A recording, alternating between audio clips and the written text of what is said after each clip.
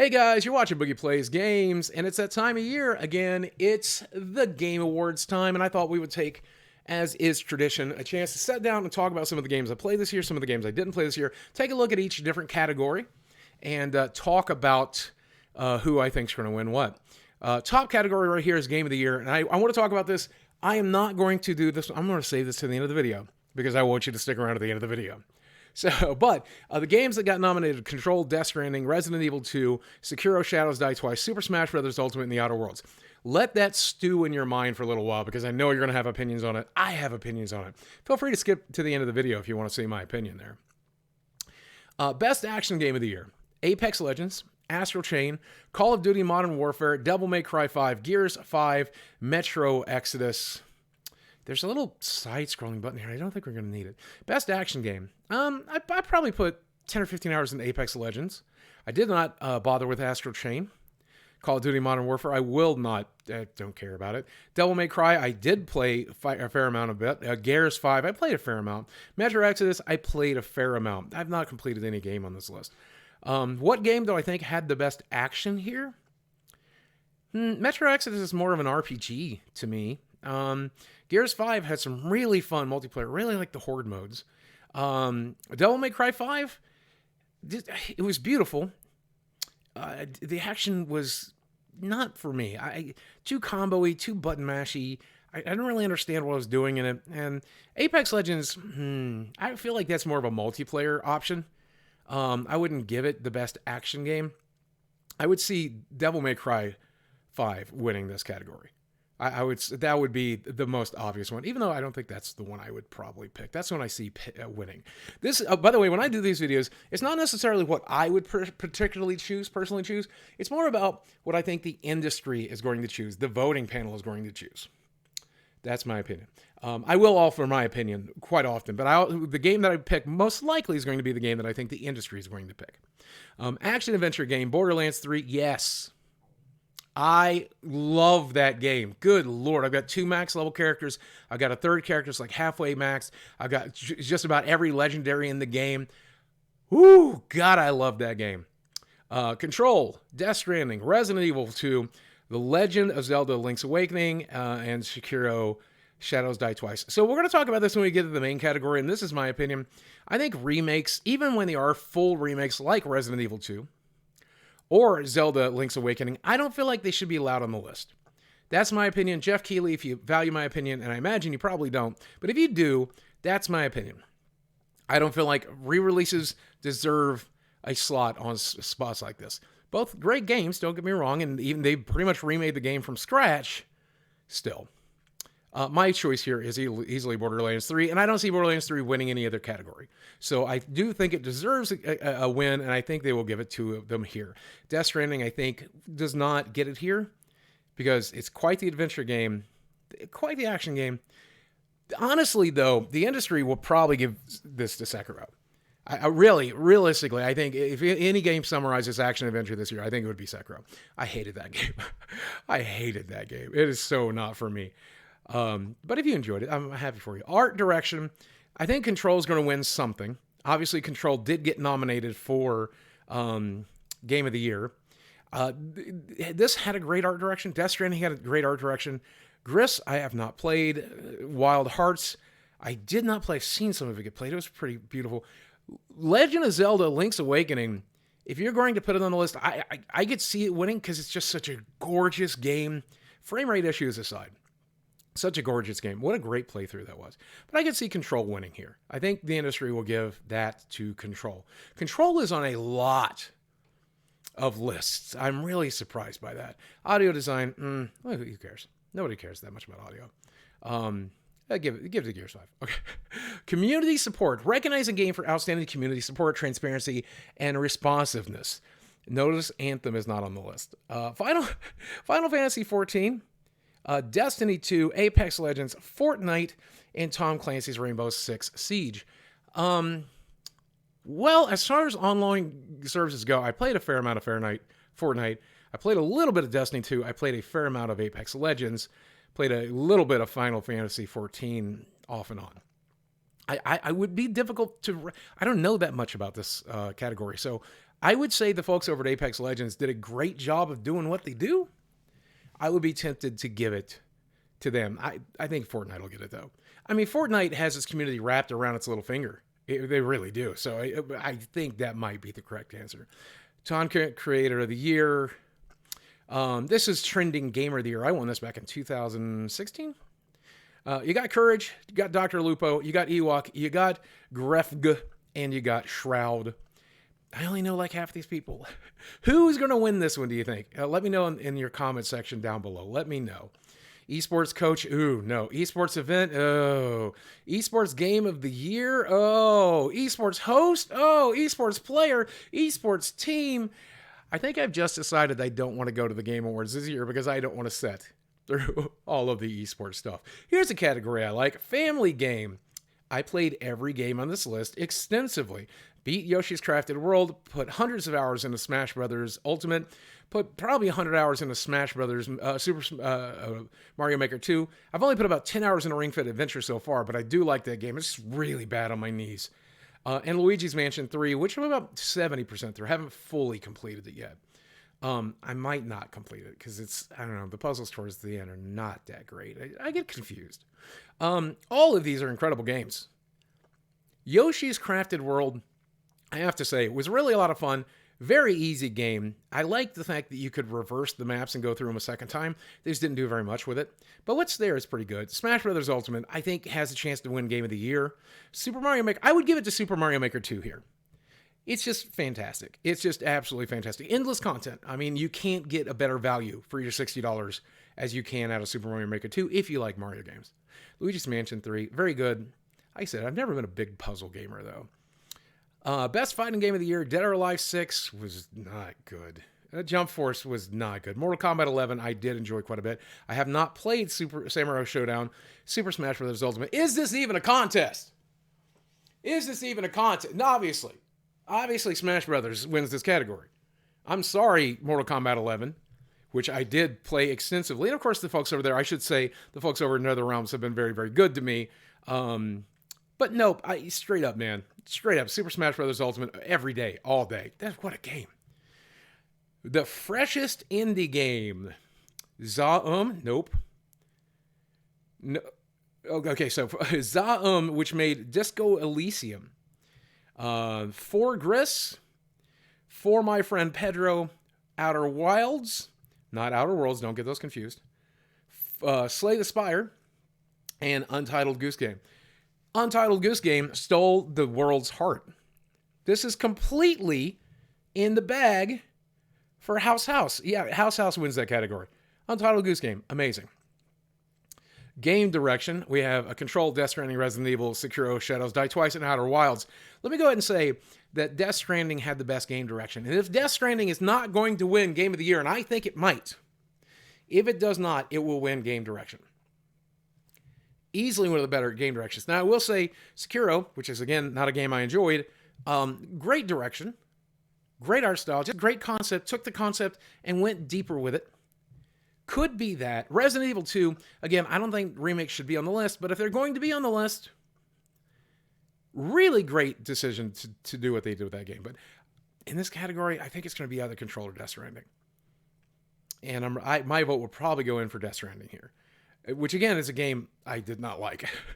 But I like the concept of it. Game for Impact. This is their, feel-good category. Life is Strange 2, Sea of Solitude, Kind Words, Gris, and Concrete Genie. I played hardly any of this. I will recuse myself. Indie game. Baba Is You. Like I said earlier, I don't like puzzle games, but I enjoyed this one because of the unique system. Disco Elysium, Katana Zero, Outer Wilds, and Untitled Goose Game. Again, Goose Game should win all of these. Everything it's categorized for. Mobile games. I played some mobile games this year. I did not play Call of Duty Mobile. I did not play Grindstone. I did not play Wild Hearts. I did not play Children of Light. I did play What the Golf on Apple Arcade. So I have to vote for What the Golf because it's the only one I played. Here we have multiplayer game. And I was sad to not see Borderlands 3 as an option for Game of the Year. But I do think Borderlands 3 does deserve some awards. And I do think it might get multiplayer Game of the Year. Now, Tetris 99 had a very interesting concept behind it. And I would absolutely consider giving, especially because it was free if you had Nintendo Online. Tom Clancy's The Division 2, Call of Duty Modern Warfare, Apex Legends, again, really breathed some new life into the whole genre for me. It really did, so I would be tempted to go there. But Borderlands 3, I'm obsessed with that game. Again, I should say that the folks over at Gearbox are very, very good to me. 2K was very, very good to me. But that said, I just obsessed with that game. Best Narrative of the Year, A Plague Tale: Innocence. Bought this game, never played it, watched somebody else play it, loved it. Control, not dabbled with it. Death Stranding, I bought this game, I played up to the end of Chapter 2, decided I did not care anymore, I did not want to deliver packages to do all that miserable crap, so I walked away, started watching other people play it. Watching people play this game has been incredible. It's a great game to watch. I don't recommend you play it. Disco Elysium and The Outer Worlds. Again, I think Death Stranding is not going to win these smaller categories because I don't think it's going to sweep these smaller categories. I think people are going to spread their votes out. I would say A Plague Tale has an incredible narrative from what I've seen. The Outer Worlds, I haven't experienced the entire narrative, so I have to recuse myself there. I think Plague Tale, specifically because it's not nominated for much else, I think might win Best Narrative here. Best Ongoing Game, this is Games as a Service. Apex Legends, Destiny 2, Final Fantasy 14, Fortnite, or Tom Clancy's Rainbow Six Siege. I would see Fortnite winning this again. Final Fantasy 14, man, is such a good MMORPG. I keep thinking about going back to that, especially since I'm just kind of done with World of Warcraft. Never really dove into Destiny 2, and like I said, Apex Legends is the game I'm most familiar with here. But I would see Fortnite winning that category, I feel like. Best Performance, Ashley Birch as Parvati Holcomb in The Outer Worlds. I didn't know she was playing her.